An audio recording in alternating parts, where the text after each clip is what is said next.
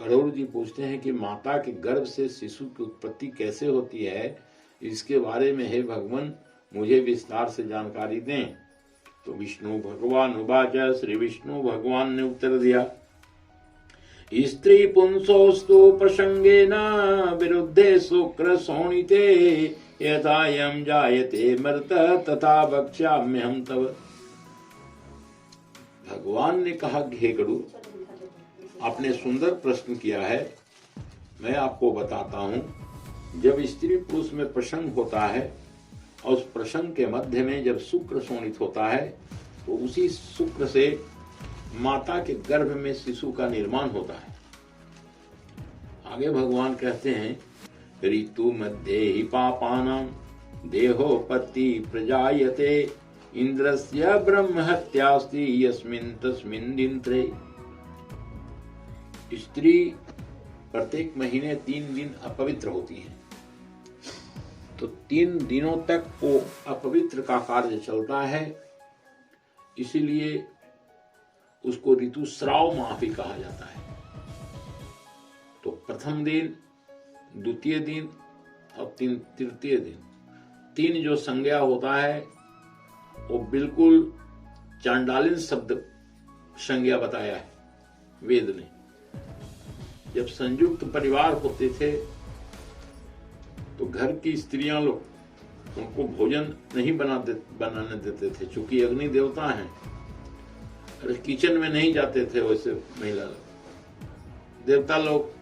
देवता घर में उनको जानने पर अधिकार नहीं था। उनको उसी स्थिति में भोजन करने के लिए अलग थाली लोटा रखा रहता था, उसी थाली में भोजन करते थे, लोटा से गिलास से अपना पानी पीते थे। अलग उनको सोने के लिए कमरा रहता था, ताकि वो घर के सारे परिवार के एनवायरमेंट से वो अलग रहें कम से कम 3 दिन।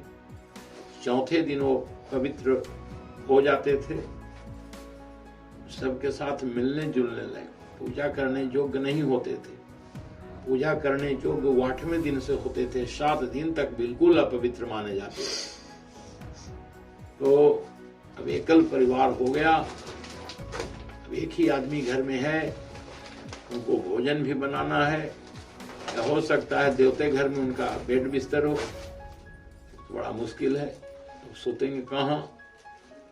एक ही आदमी है, उन्हीं को सारा काम घर में करना है, तो चूल्हा भी छूते हैं और पूजा पाठ का कोई सामान भी किन्हीं को देना है तो इनको छूना पड़ता है। कोशिश करना चाहिए कि जहाँ तक हम बचें वहां तक उनको बचना चाहिए। यहाँ पर चर्चा हो रही है कि स्त्री 3 दिन बिल्कुल अपवित्र होती है और चौथे दिन से वो माता बनने की क्षमता प्राप्त कर लेती है। वो 3 दिन जो स्त्री अपवित्र होती हैं, वो 3 दिन में माता बनने की क्षमता विकसित होता है और चौथे दिन से गर्भ धारण करने की क्षमता प्राप्त मां कर लेती है और 7वां दिन तक मां अपवित्र रहती है। तो जो बच्चा चौथे दिन, 5वें दिन, 6ठे दिन, 7वें दिन के बीच में माता के गर्भ में बच्चा रह जाता है, वो बच्चा बिल्कुल ही दुर्बुद्धि वाला होगा, विकलांग हो सकता है, अपवित्र मस्तिष्क का होता है, धर्म में तनिक भी उसको रुचि नहीं होगा, तो माता पिता का भी अपमान करने में सक्षम होता है, क्योंकि उसका जन्म हो गया है गड़बड़ समय में। इसीलिए इसकी जवाबदेही माता पिता की होती है कि जब भी गर्भ धारण हो तो 8वें दिन या 8वें दिन के बाद, गर्भ धारण 8वें दिन से 14वें दिन तक ही होता है, फिर 14वें दिन के बाद गर्भ धारण नहीं होता है। ऐसा भगवान ने गरुड़ जी को बताया है। अब माता के गर्भ में जब बच्चा ठहरता है तो बच्चा की उत्पत्ति कैसे होती है? कर्मणा देव नेत्रेण जंतु देहो प्रपत्ते स्त्रियां प्रविष्टम उद्रम पुंसोरित कणासे कलम तो करात्रेण पंचरात्रेण बुद्बुदम दसाहेनम तो करकंदो पेसंड्यम ततः परम मासेन तु शिरोद्वाभ्यम वाहकाद्यम विग्रह नखलोकाचर्माणि लिंग छिद्रो विवर्षवि चतुर्वी धातवः सप्त पंचवी श्रुद्धिंगवः खड्भिश्च जारुदातीत कुक्षो भ्राम्यति दक्षिणे मातुर्जगधानपानद्यै दत्तातुर संपद्यते से ते विनमुत्रो यो गत्रे जंतुर संभवे।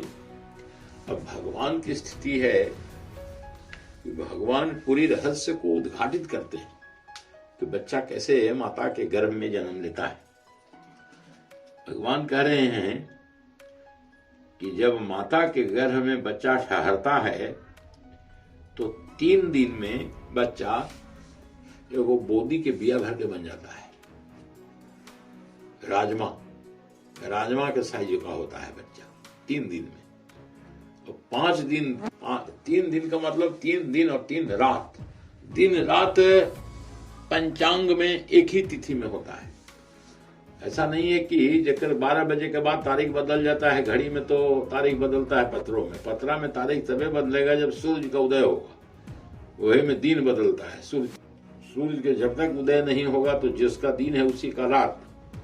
तो यहाँ पर 3 दिन 3 रात में एगो राजमा के दाल या राजमा के साइज के बोदी के बिया भर के बच्चा माता के गर्भ में तैयार हो जाता है। और पंचरात्रेन बुद्बुदम, 5 रात्रि के मतलब 5 दिन और 5 रात में एगो बच्चा बुलबुला भर के हो जाता है। दशाहेनन तुकरकंधु, 10 दिन और 10 रात यानी 10 दिन में बच्चा एगो बैर के फल के समान हो जाता है। अपेशयंडम तदह परम, 1 महीना का जब बच्चा हो जाता है तो अंडा भर के हो जाता है। मासेन तो सिरोद्वाभ्यम, जैसे ही 2 महीना का होता है बचवा उसको सिर बन जाता है। और 3 महीना का जब बच्चा होता है तो उसको पूरा शरीर का कंस्ट्रक्शन बन जाता है बाहरी, और लिंग क्षेत्र तक बन जाता है। बेटा होगा कि बेटी होगा कि 3 महीना में पता चल जाएगा। अल्ट्रासाउंड पता कर ले, पुराण जो कह रहा है एकदम सत्य है। यदि 1 दिन का बच्चा है, 3 दिन का बच्चा है तो बोदी का बिया जैसा है। गरुड़ पुराण आज के हजारों बरस पहले जो लिखा हुआ है वह आज भी विज्ञान इसको काट नहीं सकता है। तो जब इसको नहीं काट सकता है तो मरने के बाद कौन नरक में जाता है, कौन स्वर्ग में जाता है, किसकी क्या गति होती है, उसको कोई चैलेंज नहीं दे सकता है। इसमें लिखा हुआ क्या गलत है, क्या सही है। जब जन्म माता का गर्भ में होता है, कैसे 2 महीना में माथा सिर निकल जाता है, आंख नाक मुंह बन जाता है, 3 महीना में पूरा शरीर का कंस्ट्रक्शन तैयार हो जाता है। इसी प्रकार से बिल्कुल 100% सत्य है। किसी प्रकार से सारे जीव का निर्माण होता है और जीव फिर अपने आप में जमलोक के रास्ता में जाते हैं और वहाँ जो भी नीति निर्धारण होता है वही हम लोगों को यहाँ फिर पालन करना पड़ता है।